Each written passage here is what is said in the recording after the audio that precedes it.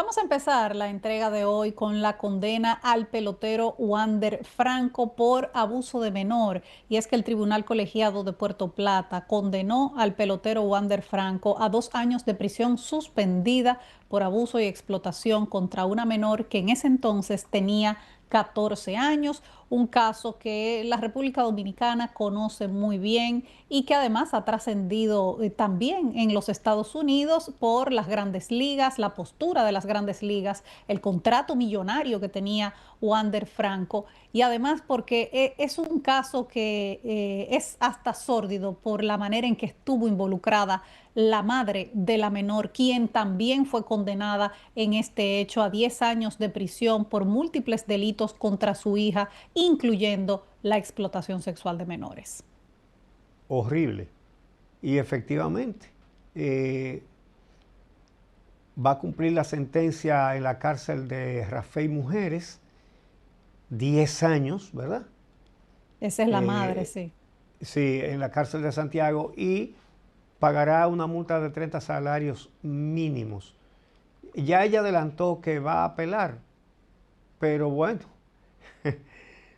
ya tú sabes. Mira, a ella, Eh, además de condenarla por explotación, la condena de ella es tan grande en comparación con la de Wander Franco, porque a ella también se le acusó de lavado de activos.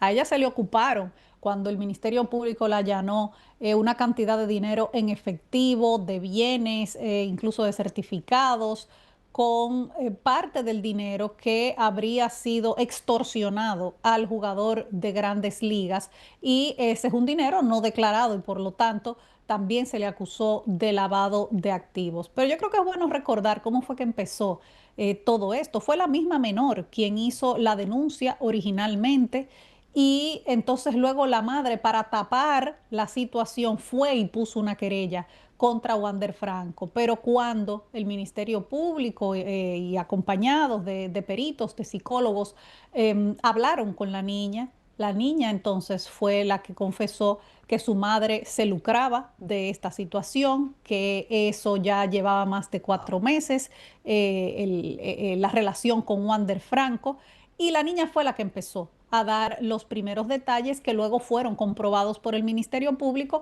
cuando allanaron a la madre, cuando detuvieron a Wander Franco y sobre todo cuando se hizo la evaluación de los teléfonos celulares, las conversaciones. Hay una conversación entre Wander Franco y la menor que lo dice todo. De cómo él, primero, de cómo él estaba consciente de que ella era menor de edad, que lo que estaba haciendo estaba mal y que de todas formas no le importaba o sea, que lo hizo sabiendo las consecuencias sí, de lo sí, que sí. estaba haciendo. Y lo voy a leer porque hay un pedacito que fue incluido cuando se hizo la solicitud de medida de coerción del Ministerio Público, que fue incluido en ese documento que lo dice todo. Dice así: mi niña, mi equipo, si se da cuenta de esto, me puede causar problemas. Es una regla en todos los equipos no hablar con menores de edad. Y sin embargo, me arriesgué y me encantó. Esa fue parte de las conversaciones que extrajo el Ministerio Público de las conversaciones por Wow. WhatsApp entre Wander Franco y la menor de edad. Entonces estaba claro que él iba a salir condenado. De eso no había ninguna duda, que tanto él como la madre de la menor, que se lucró de la explotación de su hija, iban a salir condenados. La pregunta era qué tan fuerte iba a ser esa condena. Mira, él salió en coche. Salió en coche. Es decir, no está preso. Ahora bien, las consecuencias son tremendas para él. Él lo perdió todo, porque él no va a volver a jugar en grandes ligas. Entonces, pierde, son como 200 millones de dólares, ¿verdad? Que está perdiendo del contrato vigente. Bueno, vigente no, El porque está contrato, interrumpido. El que, sí, el que estaba vigente cuando él cometió los hechos. con los Tampa Cuando, Bay. sí, cuando fue acusado. Pero tú sabes lo que pasa con esa clase de peloteros cuando renegocian, cuando se cumple el contrato y renegocia. Ahí está Juan Soto, tiene el Sí, contrato exacto, récord pero de todas las grandes ligas. ujú. Entonces, Y él tenía todo para Gua- ser una superestrella, ¿eh? Bueno, efectivamente, Diana. En esa conversación queda todo claro. Él estaba consciente completamente de que estaba cometiendo un crimen. Y consciente de las consecuencias. Ahora, llegó una parte de la consecuencia. Él salió en coche en el aspecto penal. Es decir, porque no va a estar preso. Eso salió mejor de lo que cualquiera podía suponer en esa materia. Ahora bien, las consecuencias económicas van a ser irreparables. No es verdad que Grandes Ligas va a dejar que él juegue. Entonces, estamos hablando de un pelotero que tenía todas las herramientas de estelar de las Grandes Ligas. Batea para contacto y batea con poder. Es decir, da jonrones, da gira to base, tiene velocidad en las bases y una defensiva también A1 en la posición defensiva más difícil, que es la de torpedero. Es decir, tenía todas las herramientas cuando le tocara renovar ese contrato. Ese era el pelotero con más posibilidades de empatar o acercarse a Juan Soto. Fíjense ustedes, dos dominicanos. Ahora, él perdió su carrera de Grandes Ligas. La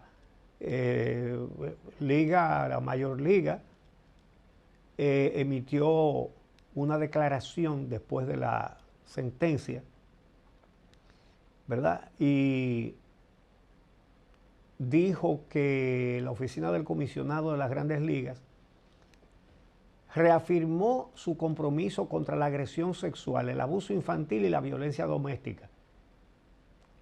Y esos principios, Grandes Ligas los tiene consensuados con la asociación de jugadores. Es decir, que él no tiene defensa, él no tiene nadie quien lo defienda de el naufragio de su contrato multimillonario. Dijo el comisionado: estamos al tanto del veredicto en el juicio de Wander Franco y concluiremos nuestra investigación en el momento oportuno. No creo que tenga esperanzas. Entonces, sí, y por eso él llora al final del juicio sí, esta semana, cuando dieron la sentencia, aunque fue benigna en el sentido penal de que es suspendida la pena, que no va a tener que ir a cumplirla en prisión, pero él sabe que ese es el final de su carrera en pelota, porque el haber sido declarado culpable ya es algo que la Major League Baseball no va a ignorar. No iba a ignorar tampoco lo anterior, aún si hubiera sido descargado, pero esto ya le pone la tapa al pomo. O sea, ya la Major League no puede permitir que se vuelva a contratar a una persona que ha sido condenada por un delito de esta naturaleza. Entonces, claro, él llora al final, llora por sus 200 millones de su contrato y todos los contratos que pudieron venir después de eso. Pero fue él quien se puso en esa situación. Tú sabes que hay muchísima gente todavía que dice: ay, le están haciendo un daño a ese muchacho, va a sí, perder su sí. carrera, pero fue él el que se puso en esa Pero, situación, fue pero él el que tomó fíjate esa bien, decisión. pero los que dicen eso no dicen qué daño le hizo a esa niña. Exactamente. ¿Entiendes? Óyeme, es que hay parámetros raros en algunas personas. Entonces, en la decisión judicial fue suave para él porque no tiene cárcel, pero él lo va a lamentar por el resto de su vida. Grandes Ligas dijo que su protocolo disciplinario no depende tampoco del sistema judicial, sino que la sanción que ellos aplican puede diferir del veredicto legal, cosa que ha ocurrido ya en otros casos anteriores, pero la sanción de Grandes Ligas va indefectiblemente. La jueza Yaira Vera García tomó en cuenta que la juventud de Franco, pero venga acá, pero por Dios, y su condición de infractor primario, que bueno, es la primera vez, pero después de eso, él tuvo otro lío legal con una agresión en Barahona, Es Por un eso fue que lo pleito. apresaron de nuevo. Porque acuérdate que él en Exacto, principio lo habían apresado, lo habían dejado en libertad y cuando lo reapresan de nuevo fue por ese lío que él tuvo. exactamente, exactamente. Entonces, la juez habló de su condición de infractor primario, sí, pero después agregó otra cosa. La verdad es que es lamentable, es lamentable. Es el primero que lo va a lamentar toda su vida. La vida de esa menor eh, es lamentable, ¿no? No, esa muchacha Las necesita todo cosas el por las que apoyo del tuvo. mundo porque ella tiene un trauma muy grande. O sea, Claro. solo el hecho de haber sido explotada por su propia madre. ¡Wow! Eso es algo ¡Wow! tremendo. Eso fue algo que también tomaron en cuenta los jueces con el caso de la condena a Wander Franco, la presión y el chantaje que sufrió por parte de la madre de la menor, de Marta Vanessa Chevalier. Pero repetimos, el que se puso en esa situación fue él mismo. Y luego esta mujer se aprovechó de eso. Se aprovechó Sí. y por eso sale condenada a 10 años de prisión. Y este es un final que debería ser aleccionador en la República Dominicana. Sí, Estar con una pero menor de edad es un delito, es un crimen, no es una relación, es abuso, es explotación. Y eso es lo que ha dejado claro el tribunal esta semana. ahora que tú haces ese señalamiento, Diana, hay que señalar que este país está en los liderazgos mundiales de partos de menores de edad. Sí, Partos, sí. partos. Entonces, hace años que venimos planteando en este programa lo siguiente, y aprovecho para decirlo hoy otra vez. Y esto es muy, muy, muy importante.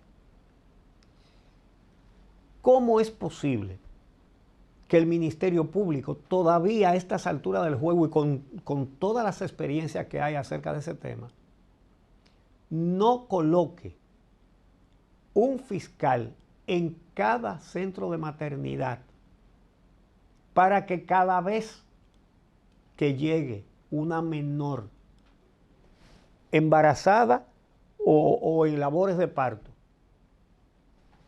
entonces ese fiscal presente donde van a dar a luz, investigue quién es el autor de esa barriga, de ese hijo que van a nacer.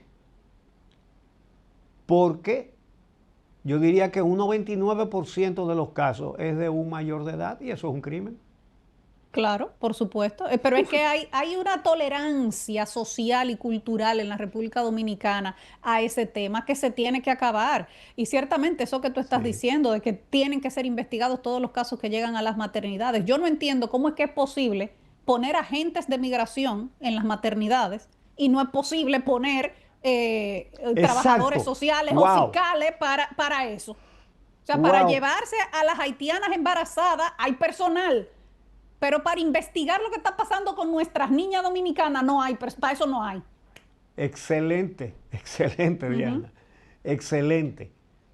Bueno, creo que deberíamos hacer una campaña en ese sentido. Vamos a hacer una pausa y regresamos entonces con, señores, la situación de Haití. Ya las fuerzas de Kenia están por irse de Haití. Regresamos. Esta misma semana.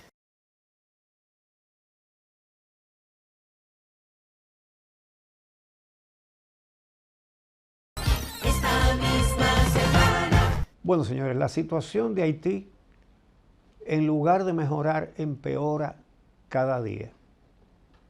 Ayer, el presidente de Kenia, William Ruto,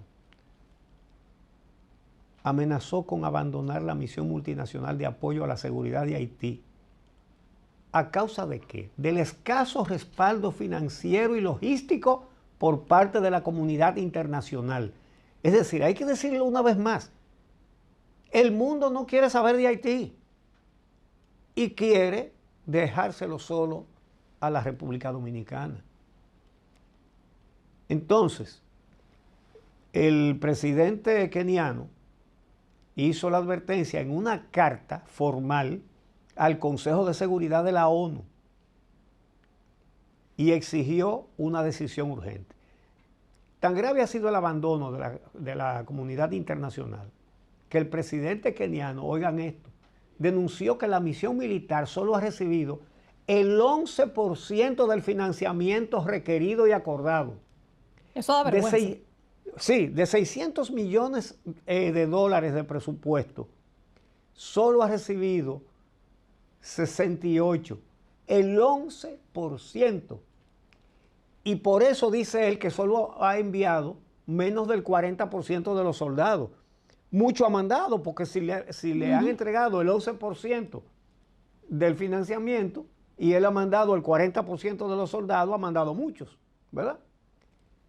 Entonces dice que los contratos de logística, es decir, armamento, combustible, todo, los contratos de logística están a punto de expirar y si no aparece dinero, ellos se van de Haití.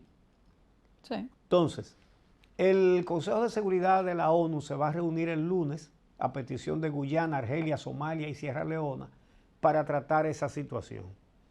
Ya sabemos que China y Rusia, que como miembros del Consejo Permanente de Seguridad, miembros permanentes del Consejo de Seguridad de la ONU, han usado su poder de veto para impedir el envío de más tropas a Haití. Gracias a China y a Rusia, no hay envío de tropas. Entonces, Sí, pero también hay países que hicieron compromisos de apoyar esa misión que el dinero no ha fluido. Y ahí está, por ejemplo, Estados Unidos.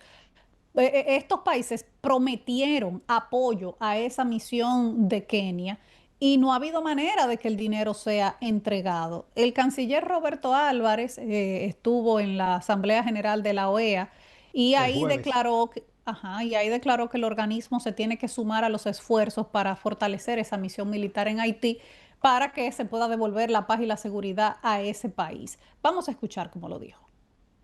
Señor presidente, hay una situación en particular que urge a nuestra región y es la crisis en Haití. La prolongada inestabilidad política, institucional y humanitaria representa un serio desafío para toda la comunidad interamericana. En este sentido, respaldamos plenamente los mecanismos establecidos por las Naciones Unidas para apoyar el proceso haitiano, la Oficina Integrada en Haití, BINU, el régimen de sanciones y la Misión Multinacional de Apoyo a la Seguridad. República Dominicana considera positiva la propuesta del Secretario General de las Naciones Unidas de establecer una misión que permita a la Comisión Internacional brindar un respaldo más sostenido y eficaz bajo una modalidad híbrida con una coordinación clara y con financiamiento adecuado. Urge que la OEA se sume a estos esfuerzos como un espacio político de concertación, facilitando el diálogo hemisférico y promoviendo la alineación con estos mecanismos. Haití necesita respuestas concretas, sostenidas y coherentes, y nuestra región no puede permanecer indiferente como tantos oradores han señalado en el día de hoy. Esta misma semana. Y a propósito de este mismo tema, el presidente Luis Abinader y el expresidente Danilo Medina se reunieron el jueves para seguir conversando sobre el tema de la crisis haitiana y la seguridad de la República Dominicana. Ya esta vez ellos dos solos, no la reunión de todos los expresidentes con el presidente, sino esa bilateral. Hablaron durante 45 minutos y luego dieron una rueda de prensa en la que solamente se esbozaron algunos temas sin entrar en más detalles. sí, la República Dominicana lo único que puede hacer es seguir clamando ante el mundo, vengan a apagar este fuego, ¿verdad? Porque no puede hacer más nada, ni debe hacer más nada. Entonces, se va a reunir Abinader la semana que viene con Leonel Fernández para lo mismo. Sin embargo, ni Luis Abinader, ni Danilo Medina, ni Leonel Fernández, ni Hipólito Mejía, ni nadie aquí puede hacer nada por Haití. Entonces, Abinader recordó que ha tratado eso mismo con otros mandatarios del mundo, por ejemplo, el presidente de Francia, Emmanuel Macron, Lula da Silva de Brasil, lo ha hecho ante la ONU, lo ha hecho ante la OEA, pero al mundo no le interesa Haití. Y realmente a nosotros no nos queda más que hacer, más que cuidar la frontera lo más que se pueda.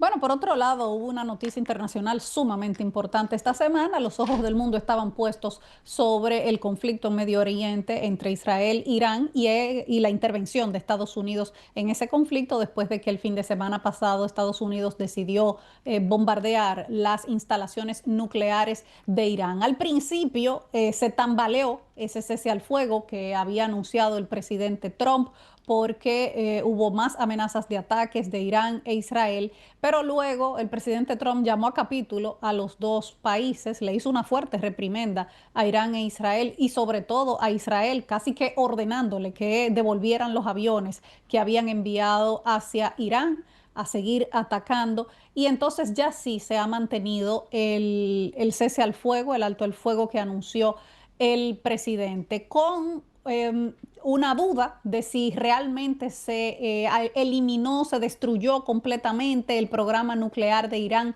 o no. El ayatolá, que había durado varios días sin hacer ninguna aparición pública, pues volvió a aparecer esta semana, el pasado jueves, diciendo que el presidente Trump había exagerado sobre el nivel de daño que le habían causado a las instalaciones nucleares, que no era cierto que las habían destruido, y amenazando con atacar otras bases de los Estados Unidos si volvían a ser agredidos. Pero lo cierto es que hasta este momento se mantiene el alto el fuego y que se ha logrado algo de estabilidad después de toda la tensión que vivió el mundo la semana pasada.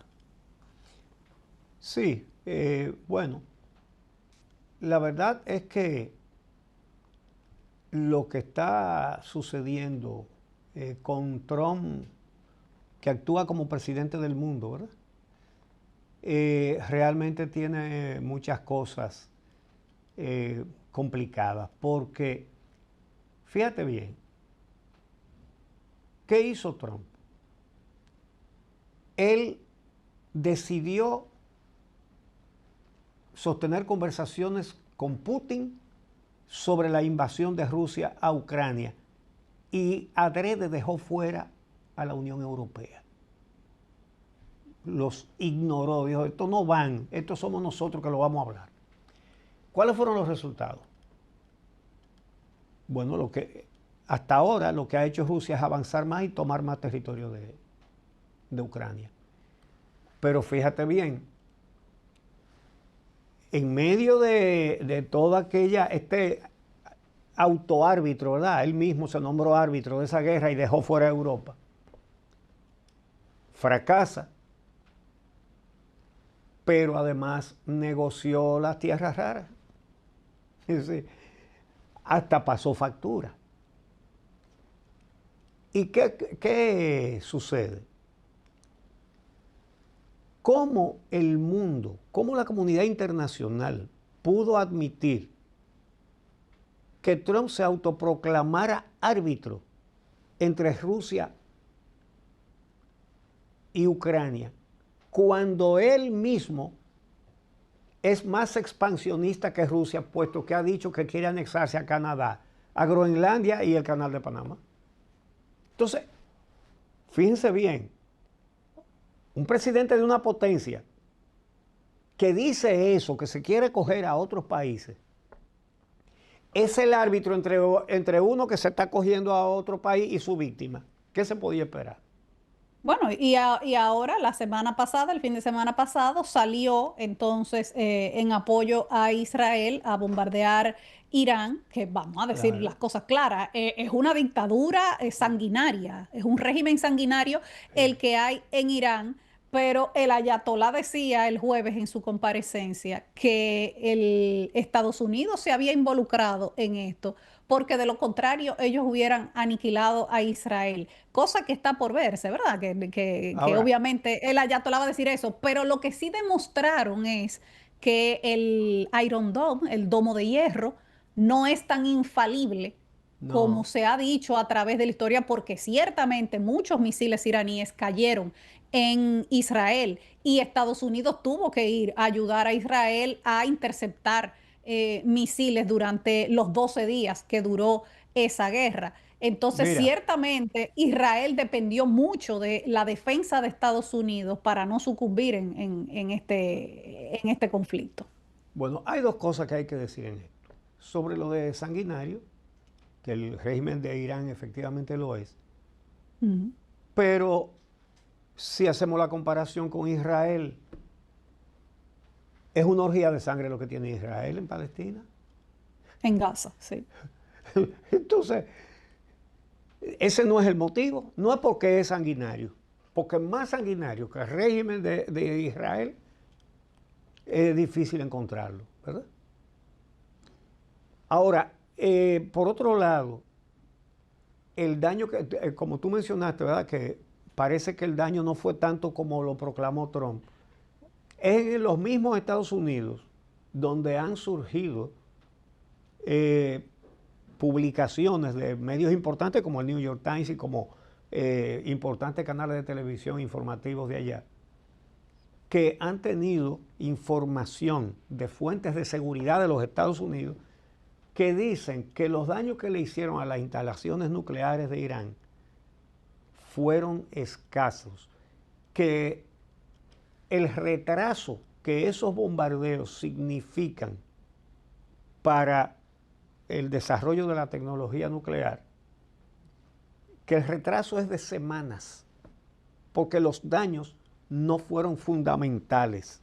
Vamos a hacer una pausa y regresamos con los parásitos legisladores del Parlacén y también continuaremos con los legisladores que se niegan a presentar su declaración jurada de patrimonio. En un momentito. Esta misma semana.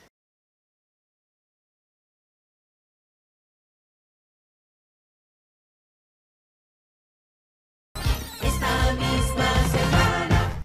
Amigos, el periódico Diario Libre publicó un interesantísimo trabajo escrito por el periodista Valvieri Rosario sobre la cantidad de dinero que gastó el Estado Dominicano en sus representantes ante el Parlamento Centroamericano, el Parlacén. Señores, 662 millones de pesos, nada más en exoneraciones de vehículos de superlujo. Para exoneración de vehículos para diputados en el Parlacén, que no tiene su sede aquí. Entonces, ese trabajo interesantísimo ofrece el detalle de los dos vehículos de costo multimillonario que cada uno de esos diputados al Parlacén importó con todos sus impuestos exonerados. Es un negocio. No es que ellos van a andar en esos Bentley y en esos Maserati. No, no, no, no. Ellos, como los diputados que están aquí, usan su exoneración para traer los carros más caros del mundo. Entonces se lo venden a multimillonarios y se compran un carro bueno y les sobran millones de dólares. Lo cual significa que se confabulan un legislador y un magnate para sustraerle al Estado un montón de dinero para importar automóviles de superlujo. Entonces, en su gran mayoría, esos legisladores le venden el vehículo a una gente y bueno, se ríen con la muela de atrás y sufre el Estado, que tiene entonces menos dinero con que atender las necesidades de los pobres. Y tú, ciudadano dominicano, que se parte trabajando para comprar un carrito, entonces tú tienes que pagar en impuestos aproximadamente la mitad del valor del vehículo que tú estás comprando. Cuando tú compras un vehículo que cuesta $1 millón, realmente el valor del vehículo es $500,000. Y lo otro es impuesto. Según las leyes aprobadas por esos mismos que se burlan del que paga impuestos. Entonces, El Parlacén fue creado en 1991 por el Sistema de Integración Centroamericana, SICA. Eso mismo, porque esas son sus siglas, SICA, y no la hay mejor poeta que eso. Porque ¿para qué sirve? ¿Para qué sirve el SICA y el Parlamento centroamericano? Miren, lo integran representantes de Guatemala, El Salvador, Honduras, Nicaragua, Panamá y la República Dominicana. Cada país tiene 20 representantes cada uno, que son 120 entre todos. Y a eso se le suma el presidente y el vicepresidente de cada país cuando concluyen su mandato. Es decir, que cada año se suman 12 más. Todos son pagados por sus respectivos países. Y usted dirá, ¿y para qué sirve el Parlacén? Bueno, si uno busca qué hace, por ejemplo, el Parlamento Europeo, ese sí que funciona y bien.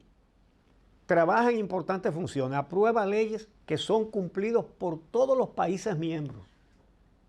Decide sobre acuerdos internacionales, aprueba el presupuesto anual del Consejo de la Unión Europea. ¿Qué hace el Parlamento Centroamericano? Nada, nada. El trabajo del periodista Rosario, Barbieri Rosario, incluye las realizaciones del Parlacén.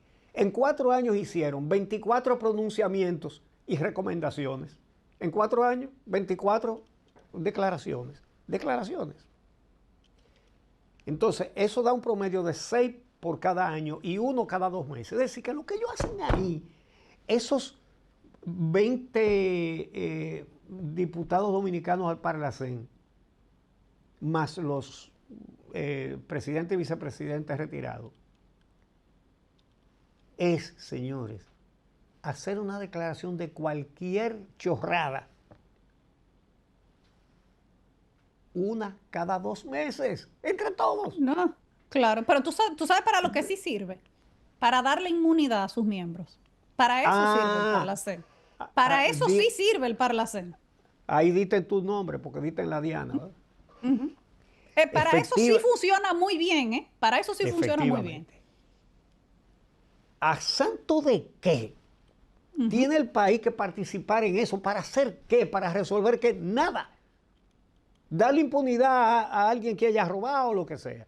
Entonces, los de la República Dominicana en el Parlacén, además de sus jugosos salarios, recibieron en exoneraciones de impuestos 662 millones. 662 extraídos al pueblo dominicano. Para luego, como dije, traspasárselo a un multimillonario. Entonces, les sugiero que busquen ese reportaje en Diario Libre. En el mismo archivo del periódico, ahí sale cualquier cosa. Tú sabes que el otro día le preguntaron al presidente Abinader en una de las semanal que qué buscamos ahí. Se lo preguntaron, o sea, que si el país no ha evaluado salirse de eso. Sí. Y el presidente dijo que ese era uno de los temas que se iban a tener que evaluar. ¿Pero y qué? ¿A evaluar qué? Si eso no le ha significado a la República Dominicana nada más que gastos. Lo único que le ha significado a la República Dominicana eso es gastos. Absolutamente. Eso no sirve para nada. Entonces, en ese reportaje de Diario Libre están los detalles de los automóviles importados por cada uno con su nombre y su apellido, por cada uno de esos patriotas que nos representan en la chercha centroamericana. Encontrarán en los 2 vehículos que importó cada uno con esas exoneraciones, porque no se conforma con uno, son 2. Entonces,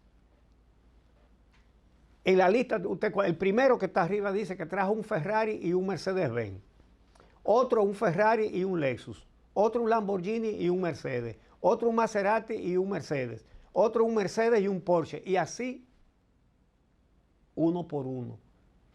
Entonces, eso es tiempo de acabarlo. Vamos a hacer la pausa comercial y cuando regresemos, entonces, señores, vamos a seguir con los legisladores, pero en este caso los que están en la República Dominicana que se niegan a declarar sus bienes. Ya volvemos. Esta misma semana.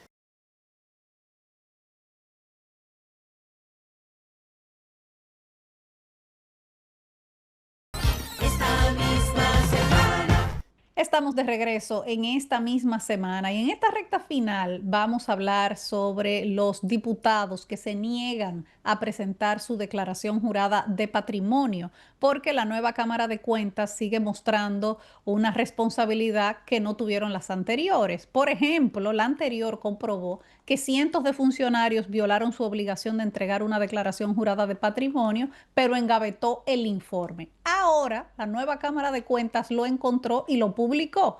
Más de 200 funcionarios violaron esa ley, incluyendo 133 diputados y 10 senadores. La ley les da un plazo de 30 días a legisladores, a funcionarios nombrados por el Poder Ejecutivo, a todos. Entonces, tienen un plazo de 30 días, pero hay 333 servidores públicos que no dan notaciones de que piensan cumplir esa ley. Estos vividores públicos la violan tranquilamente y en ese reportaje están con nombres y apellidos. Entonces, los dominicanos somos demasiado tolerantes con esa carápula política que va al Congreso a forrarse con los recursos que se deben invertir en mejorar la vida de los ciudadanos más necesitados. Y esos legisladores, en lugar de legislar para mejorar la vida de esos ciudadanos más pobres, lo que van es a mejorar sus propias cuentas bancarias, forrándose de privilegios. Y nosotros seguimos votando por ellos.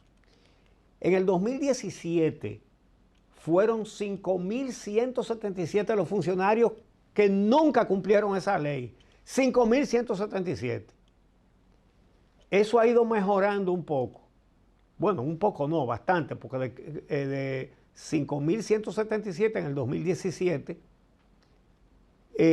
ahora fueron más de 200, en su gran mayoría legisladores, que son los primeros que la violan, los que hacen la ley. Entonces, la ley define las consecuencias de no cumplir con esa responsabilidad. Prisión, multa e inhabilitación para ocupar cargos públicos. Pues no, eso no existe. Eso está en la letra, está en la ley, pero no en la realidad. No, y tú sabes que siempre se amenaza. Por ejemplo, en el Congreso, el presidente Alfredo Pacheco ha dicho varias veces van a cobrar.